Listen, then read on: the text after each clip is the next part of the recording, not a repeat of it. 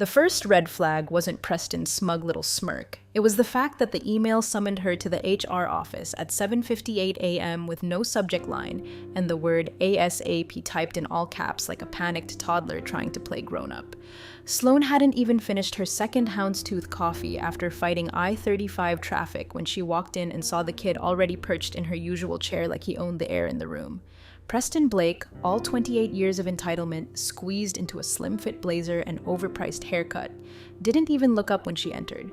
Just tapped a pen against his teeth like he was waiting for Postmates, not about to gut the heart of Apex Ledger Group. "Sloane," he said, drawing out the name like it offended him. "Thanks for coming in early. We'll keep this brief." Victoria, the spineless HR rep, sits tight in the corner like a hostage, no eye contact. That's when Sloane knew she didn't need the speech. Of course, Preston gave it anyway.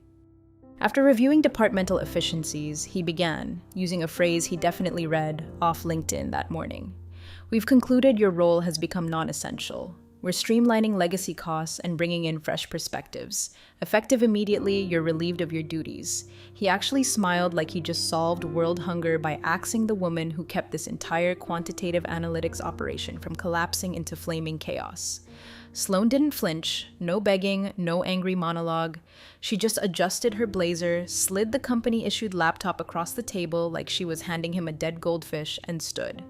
"Streamline this," she muttered inaudibly, just for her, and walked out with more grace than he'd ever earn. It's funny. You work somewhere for 15 years, bleed into the cracks of its foundation, clean up its messes, save its ass during every merger panic. One kid with a business degree and daddy's password can erase you before 9 a.m. And hey, before I forget, if you've ever been kicked in the teeth by some Preston in your life and kept walking, help me hit my first ever 10,000 subscribers. You'd be surprised what kind of revenge we can cook up with just a story and a little support. Back in her office, well, former office, Sloane grabbed her box of things. Photos of her dogs, a framed quote from her mother, "Don't get even, get everything," and a flash drive taped under the drawer with a label that just read Clause 12C. She didn't cry, didn't cuss, just walked out through the same glass door she'd opened every morning for a decade and a half. But this time she didn't badge out. She paused, smiled at the receptionist, and said, "Don't bother disabling my login just yet." The kid thought he'd cut the head off a relic, didn't know he just unplugged the power source. The box was still warm from the grueling drive north on Mopac, rattling softly as Sloane set it down in her dining room, right next to the half-dead orchid, and the unopened bottle of Silver Oak Cabernet she'd been saving for a win. This wasn't the win she had in mind, but it would do. She didn't go for the wine. Not yet. Instead, she crossed the living room to a tall, nondescript cabinet no one but her had ever opened. She slid the panel to the side, keyed in a 6-digit code that hadn't changed in 15 years, and waited for the mechanical click. The drawer inside groaned open like it hadn't been touched in a decade, which was only partially true. The documents inside were pristine, archived like sacred scrolls. She flipped past old W-2s, 2 performance reviews from a VP that cried when he got laid off, and a sealed envelope labeled Blake Original. Inside was the contract. Back when Apex Ledger Group was one bad quarter away from bankruptcy, Sloane hadn't just stepped up. She rebuilt half their back-end operations from scratch, wrote the predictive algorithms for their high-frequency trading pipeline in her own damn living room while eating cold takeout from Terry Black's BBQ and dodging creditors. She hadn't asked for a bonus, she'd asked for something smarter. And Preston's father, Garrison Blake, the real CEO, not the sperm recipient in a suit she'd met this morning, was smart enough to give it to her. Clause 12C. It didn't look like much on paper. 3 paragraphs buried between arbitration procedures and standard non-disclosures, but Sloane remembered every word. IP rights to any custom analytical modeling she authored on her own equipment. A 2.5% equity stake if the company hit a certain revenue threshold, which it had 3 years ago, with no payout. The kicker. All executive restructuring decisions must be approved by her signature if she was employed at the time and if her ledger systems were still in use. Check and check. She didn't rage, she didn't pace, she just pulled out her phone, opened the scanner app, and got to work. Scan, save, encrypt. 1 copy to her personal inbox. one to her employment attorney who'd helped her write the damn clause, and one to Vivian Cross, board member since year 7, who once told Sloane over craft cocktails at Zanzibar, "If the boys ever turn on you, send me proof and I'll handle the knives." By the time the attachments hit her sent folder, Sloane was already drafting a bullet point summary of current quantitative models running on the Vance predictive ledger, her original algorithmic base. It was still in use. She knew that without checking. They'd only just renamed it Preston Quant a year ago, like that could erase her fingerprints from the ledger entries. She closed the cabinet, locked it again, and took the Cabernet from the table, poured herself half a glass. She didn't toast, she calculated. Tomorrow wouldn't be about proving Preston wrong. It would be about making the entire board remember why she was never someone you could just streamline. Garrison Blake returned to the Austin headquarters on a sweltering Tuesday with a stitched-up gut, a short fuse, and the creeping realization that leaving his son in charge for even a week was like handing a toddler a chainsaw and hoping for lawn art. His assistant, Eleanor, stone-faced, 65, and terrifying, met him at the elevator with a stack of papers and a post-it note that simply said, "You'll want coffee first." The moment he stepped into his office, he saw it.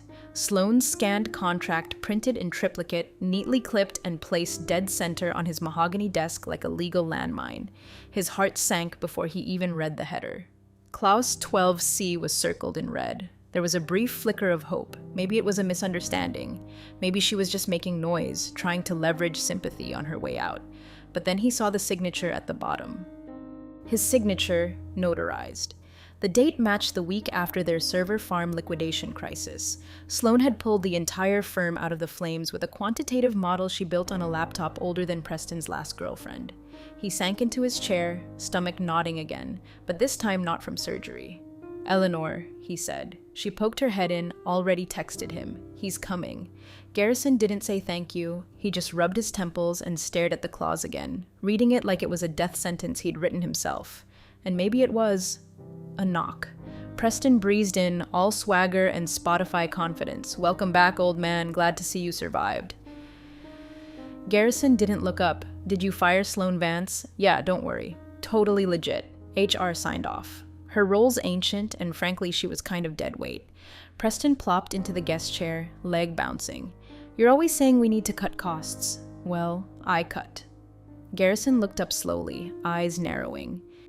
"Did you read her contract before you did it?" Preston shrugged. "What for? It's like 100 pages of boomer legalese. She's bluffing. I mean, she emailed the board with some old PDF, probably hoping for a payout. Bitter ex-employee move." Garrison slid the papers across the desk. Preston picked them up like he was being handed a menu. "Clause 12, paragraph C," Garrison said, voice dry as sand. "She has veto rights over structural changes, including terminations. And if her data algorithms are still being used, which they are, firing her without board review constitutes breach." Preston blinked. "Wait, what? That can't be real. That's insane. Why would you give her that?" "Because 15 years ago, your father was bleeding money and Sloane wrote a quantitative trading pipeline that saved this firm from folding like a damn lawn chair in a hurricane," Garrison snapped. "That clause is real. So is the equity. So is the IP. And if she presses this, she doesn't just get her job back." "She owns part of your job now." Preston paled. "But I already filed termination. Her severance is processed. Then you better pray she doesn't cash it." For the first time since Preston strutted into the role like it was gifted to him in a Happy Meal, Garrison saw something crack. That twitch behind the eyes. The sound of wheels turning slow, rusty, and terrified. Garrison leaned back, exhaled through his nose. Sloane doesn't make noise unless she's already pulled the trigger. If she's contacted Vivian Cross, he let that hang. They both knew Vivian didn't play. The silence that followed was thick. Preston stood, fists clenching and unclenching, the reality finally dripping through the holes in his designer armor. Garrison tapped the contract. "You didn't fire an employee, Preston. You declared war on the wrong goddamn general." It started small, the kind of hiccups nobody notices until they stack like dirty dishes in a bachelor's sink. On Wednesday, an algorithmic trade execution to Chicago lagged. The institutional client called twice, furious by the third ring. Thursday, 2 private equity ledger entries went missing in the mainframe, just vanished like they'd never existed. Friday, the central data hub routed a multi-million-dollar margin call to a defunct shell account instead of the active portfolio, costing the firm $6,000 in raw compliance penalties and an apology email that read like it had been written by a sleep-deprived intern with a concussion. Each incident on its own manageable, but together they were the exact kind of paper cuts Sloan had spent 15 years cauterizing before anyone felt a sting. Now they bled freely. Meanwhile, the downtown Austin office buzzed with that sick little energy that comes when a storm's coming and you don't know who packed an umbrella. Sloan's name wasn't spoken loudly, but it was everywhere. In the break room, in Slack threads disguised as memes, in whispers over frozen lean cuisines and passive-aggressive post-its. "Did you see the clause?" someone murmured by the high-speed printer. "She had IP rights or something, right? That's like serious. I heard she emailed the board before she even left the parking garage. Wait, Preston fired her? That little golem. My cousin's in legal, they said it might breach contract. Like, breach. Vivian Cross didn't respond to gossip. She didn't have to. The mere fact that she hadn't publicly defended Preston said enough. People noticed. People always noticed when Vivian went quiet, like the forest right before a cougar jumps. And then came the kicker. It was Leo Harris, junior quant turned risk analyst. Soft-spoken, smarter than he let on, and terrified of confrontation. He'd been tasked with reviewing internal data pipeline dependencies before their next high-frequency trading server update. 2 hours into the forensic audit, he found it. A line of ledger execution logic inside their automated portfolio balancing script, adapted from the original VPL Vance predictive ledger. Copyright Vance. He stared at it for a solid minute, then searched the server logs. She hadn't just written the original structure. Her predictive algorithms were the structure. Repackaged, renamed, sure, but the skeleton. The DNA of that beast humming in their quantitative pipeline. All hers.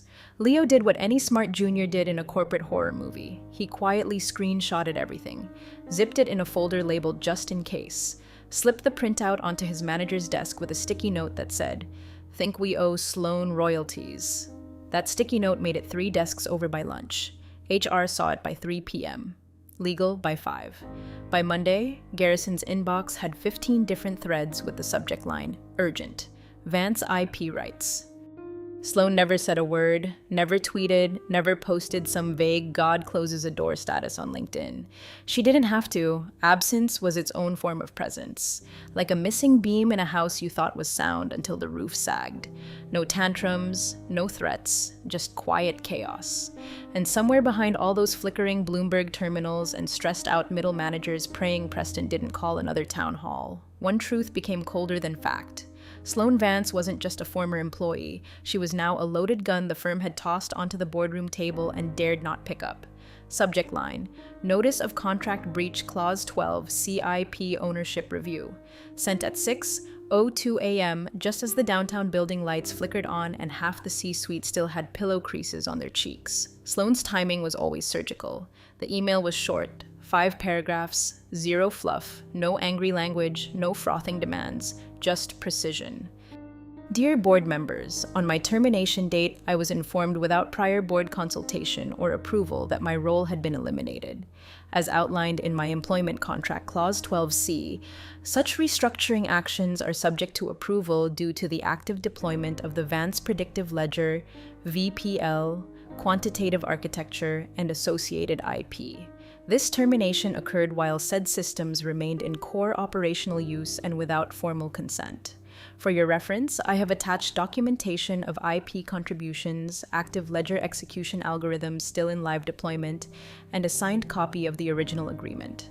While I trust this was an administrative oversight, the legal implications of breach and royalty delinquency compel clarification.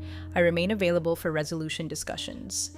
Attachments: Vance Original Contract .pdf VPLIP Overview.pdf Quant Routing Excerpt.d OCX. She CC'd no one from HR, no one from Preston's team, just the board. Then she stood up from her kitchen table, poured herself the last of the Cabernet, and started making her avocado toast like it was any other day. Because for Sloan, it was. This was routine. This was what happened when someone mistook silence for surrender. By 8 a.m., the replies began. The first was from Kimberly Sterling, compliance watchdog and notorious hawk. 4 words: "When are you available?" The second from Vivian Cross: "We need to talk soon." At 8:37 a.m., someone blind copied her on an internal thread titled "Urgent Review: Termination Protocols plus Royalty Risk Exposure." Sloan didn't reply. She didn't have to. She knew what would happen next. She counted on it. At 9:10 a.m., a quiet panic swept through the top floor. Boardroom doors closed early, schedules cleared. Someone canceled Preston's 10 a.m. vision for the future webinar without telling him. Garrison Blake walked in with a manila folder and a look that said he was about to eat his own mistakes. Legal had already started pulling documentation, reviewing every signature Preston had scrawled since Sloan walked out. NDA updates, vendor renewals, a new partnership with a massive hedge fund built on data modeling still running Vance's algorithms. And that's when they saw it. Not only had Sloan been fired without board consent, Preston had greenlit a system overhaul that quietly duplicated her original algorithmic framework without compensation or attribution. The term willful infringement began floating between inboxes. So did malicious restructuring. One attorney even wrote the phrase, "She's not just owed back pay, she may be owed equity corrections retroactively." Outside the glass walls, Preston smiled for some social media intern's photo op about innovation culture. Inside, a different kind of innovation was unfolding. An unscheduled forensic audit, a flurry of legal memos, and the first whispers of board-level dissatisfaction no PR filter could fix. Sloan still hadn't replied because power doesn't knock twice. It lets itself in when you least expect it, wearing silence like a suit and holding receipts sharp enough to cut careers in half. Preston found out about the private board session the same way he found out about most things lately, by being the last to know in a building his father still technically owned. He'd strolled into the executive lounge mid-morning, caramel oat milk latte in one hand, phone in the other, flipping through LinkedIn influencers like they were fortune cookies. That's when he saw it. Vivian Cross walking into conference room B with Garrison, Kimberly, and the entire legal team in tow. No invite, no heads up, no courtesy loop you in from Eleanor. Eleanor always used to greet him like royalty. She walked right past him this time with a folder marked Vance IP/Clause 12. Something inside Preston shifted. A flicker of something unfamiliar just beneath the teeth-grinding arrogance. It was cold, wet, panic-shaped. He power-walked back to his office, slammed the door harder than he meant to, and dialed Sloan's number. Ring, ring, voicemail. He tried again, straight to voicemail, left a message this time. "Hey, Sloan, I think we maybe got off on the wrong foot. Just wanted to talk, maybe figure this out privately. Call me back, okay?" Even he didn't believe it. His voice cracked halfway through privately. 15 minutes later, a reply arrived. Not from Sloan, but from her old autoresponder, still set up on her personal email. "Thank you for your message. I'm currently unavailable. If this is urgent, please contact someone who didn't call me non-essential." Preston slammed his phone down and knocked over a glass paperweight, shattering it into jagged little reminders that he was in fact not in control. Then came the final nail. He stormed down to Quant Ops, breathing like a cartoon bull, demanding Leo, the junior analyst who'd uncovered the ledger tags, to show him the damn system logs. Leo, mid-Diet Coke and visibly shaking, opened a terminal and pulled up the live quantitative script. Preston stared at line after line of algorithmic code, not really understanding what he was seeing until Leo highlighted a tag, copyright S, Vance 5 PL Core Logic V2.4, do not modify without legal clearance. And below that, use of this modeling structure without licensing agreement constitutes breach of IP ownership terms. It was baked in. Not just one tag, hundreds. Watermarked, predictive data, nested algorithms, version logs, all of it traceable. Sloan hadn't just built the system. She'd branded it like cattle. Quiet, legal, unforgiving. "What if we, rewrote the models?" Preston asked, lips twitching. Just reformat it. Strip her tags. Quick fix." Leo blinked, frozen mid-keystroke. "Sir, that's fraud." "Who said anything about fraud? I'm just saying we modernize." "Okay, get creative. Maybe with a bonus." Preston tossed out the word like he'd seen it in a movie where bribes worked. Leo's silence was louder than any whistle. By 4 p.m., Leo had emailed HR, CC'd legal, and attached a transcript of Preston's modernization idea with one simple line at the top. This made me uncomfortable. Please advise. It didn't take long for that to reach Vivian or Garrison or the board session Preston still hadn't been invited to. By 5:15 p.m., Preston's keycard had been quietly downgraded. Not revoked, just adjusted. He didn't notice yet, but he would, because desperation smells like fear. And fear, when it starts to rot, draws attention. The kind that eats empires. Garrison didn't knock. He stood outside Sloane's front door in East Austin longer than any self-respecting CEO should, holding a manila folder like it was a hostage ransom. Dressed not in the crisp suit he wore to battle investors, but in slacks and a windbreaker, like a man who knew this wasn't business anymore. It was cleanup. Sloane opened the door slow. No smile, no welcome, just that surgical stillness she wore like armor. 5 minutes, Garrison said. Then I'll go. She let him in without a word. The house was the same as he remembered. Clean lines, muted tones, nothing flashy. Except the dining table spread with neatly stacked legal docs, case studies, a framed photo of her and her dogs at the lake, and a yellow legal pad covered in handwritten bullet points that looked less like notes and more like a war map. She didn't offer coffee. He didn't ask. I was wrong, Garrison started, eyes low. I never should have let him near that seat. I thought giving him a taste would scare him straight, humble him. I didn't think he'd gut the firm, Sloane finished, voice flat. Destroy the one person who kept it from collapsing 10 times over. Garrison nodded. Yeah, that too. Silence. Sloane didn't blink, didn't sigh, just reached down and slid a folder across the table. Reinstatement offer, she said. Effective immediately, back pay for 6 months. Retroactive equity adjustment to reflect the performance milestones hit using my IP, and a 2-year licensing contract for all current and derivative quantitative systems under my terms. Garrison didn't open it. He just stared at it like it was a loaded pistol. If you don't sign it, Sloane continued, I'll walk into Vantage Capital's downtown office tomorrow at 9 a.m. I've already had craft coffee with their CTO. He knows what I built, knows what I still own, and he's very interested in acquiring licensing rights. Especially now that we both know your board is legally exposed. You'd burn it all? Garrison asked, voice soft, almost pleading. She tilted her head. No, I'd simply charge what it's worth. It hit him then. Sloane hadn't come for revenge. She'd come for balance, for order, for respect. And she'd built her case brick by brick with the same precision she used to rewire his trading infrastructure during the 2008 collapse. You don't want the rollback? He asked cautiously. No, she said, not like it was.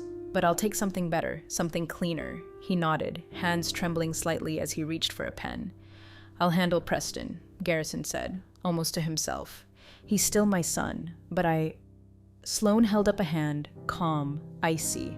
No, let him face the board first. She leaned back, expression unreadable. Let him learn what it feels like to be declared non-essential by people who actually read the paperwork. Garrison looked up, eyes tired. You always said you didn't believe in revenge, he said. Sloane smiled for the first time. I don't, she said. I believe in consequences. Preston strutted into the boardroom like it was a TED Talk he hadn't rehearsed for, but felt confident he could wing. He wore his trademark half-smirk and a blazer tight enough to signal thought leader. His eyes flicked from face to face, looking for a smile. None came. The room was quiet, not tense, not angry, just still, like the space between lightning and thunder. And then he saw her. Sloane sat at the far end of the table, calm, unmoved, a closed folder in front of her, fingers laced like a courtroom witness who already knew the verdict. She didn't look at him, didn't flinch. Preston's smirk faltered. He adjusted his collar and cleared his throat. Morning, everyone. Excited to share some updates. No need, Vivian cut in without looking up from the folder in her lap. We've already had a very enlightening morning. Preston blinked. Sorry. Kimberly, seated beside her, lifted a page. Read aloud, Clause 12C, no structural or leadership changes, including termination or reassignment, shall be executed without the written consent of Ms. Vance if company operations are utilizing intellectual property authored or designed by her during active employment. She paused. Which they were, which they are. Next, the board's legal counsel spoke. Per discovery, 70% of current algorithmic trading operations utilize proprietary structural models built off the Vance predictive ledger. Attempts to alter this data framework would require 6 months and full relicensing clearance. Sloane still said nothing. Garrison sat at the head of the table, eyes forward, hands folded, not defending, not condemning, just watching. Preston laughed. Dry, unconvincing. Okay, but look, we're all on the same team here. Sloane, you could have just talked to me. You didn't need to drag the whole board into it. Sloane finally moved, slowly, calmly. She opened her folder, slid a flash drive across the polished wood. Press play, she said. Her voice was quiet, but razor sharp. Kimberly inserted the drive. The screen behind them flickered on. Footage played. A clean, high-speed walkthrough of the firm's quantitative execution dashboard. Real-time arbitrage routing, automated portfolio balance projections, predictive market delays, every feature humming like a goddamn Tesla engine. At the bottom right corner, barely visible but permanent, was the watermark, powered by S. Vance IP Holdings. A long silence, the kind that makes careers die. Then the CFO spoke. 3 institutional partners have already reached out. 1 is preparing legal action over failure to disclose IP rights in ledger contracts. If we don't resolve this, we're staring down breach litigation, royalty payouts, and license restructuring at scale. Preston's jaw twitched. Okay. So what? You're siding with her over me? No, Vivian said. We're siding with the firm over the liability. Then she turned to Sloane. Ms. Vance, have your terms changed? Sloane nodded once. Only in delivery speed. Garrison cleared his throat. We've reviewed and approved her reinstatement pending board sign-off. Effective immediately, she will resume under her new title, Executive Director of Quantitative Integrity, with independent oversight privileges. The vote passed unanimous, but Sloane didn't reach for the contract. Instead, she stood, adjusted her blazer. I appreciate the offer, she said, but I won't be returning. A ripple of surprise. She met Garrison's eyes. I already took another meeting.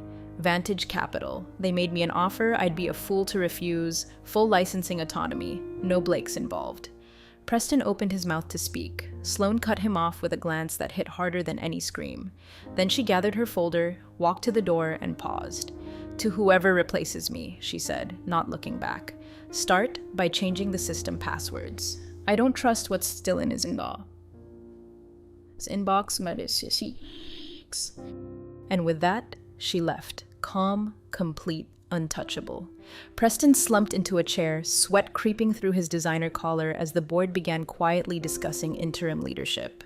No one asked his opinion. They never would again. Big thank you, legends of the old office days. Subscribe to keep the switch-flicking chaos alive.